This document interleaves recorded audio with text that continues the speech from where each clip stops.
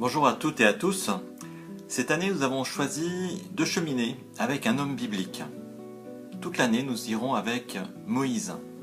Moïse, ce personnage que l'on connaît bien, ou peut-être qu'on découvrira un peu mieux. Chaque mois, nous aurons un thème ou une accroche différente par rapport à ce personnage.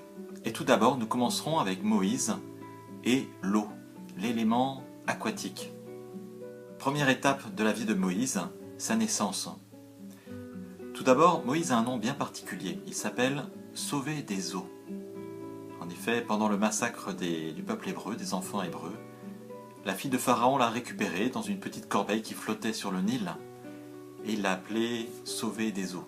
Littéralement, je l'ai tiré des eaux. Le second événement est bien sûr la traversée de la mer des roseaux.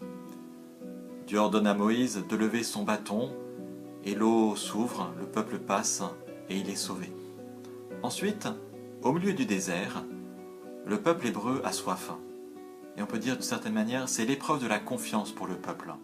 Dieu ordonne donc à Moïse de frapper une pierre, un rocher avec un bâton d'où viendra de l'eau. Or, selon le livre des Nombres, c'est aussi le moment où Moïse, en frappant 2 fois, n'a pas fait confiance à Dieu. Dieu lui punira d'une certaine manière en lui disant « Tu ne pourras pas entrer en Terre Sainte, tu mourras devant la Terre Sainte ».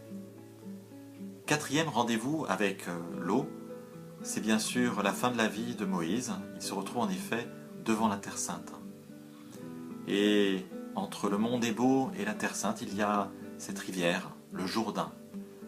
Le Jourdain que Moïse ne passera jamais, mais que le peuple hébreu pourra franchir pour entrer en Terre Sainte.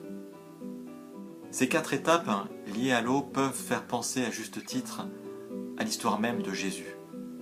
Jésus, comme Moïse, échappe au massacre et lui va se réfugier en Égypte avec la Sainte Famille. Ensuite, Jésus débutera son ministère là où Moïse a fini le sien, justement dans le Jourdain, en étant baptisé par Jean le précurseur.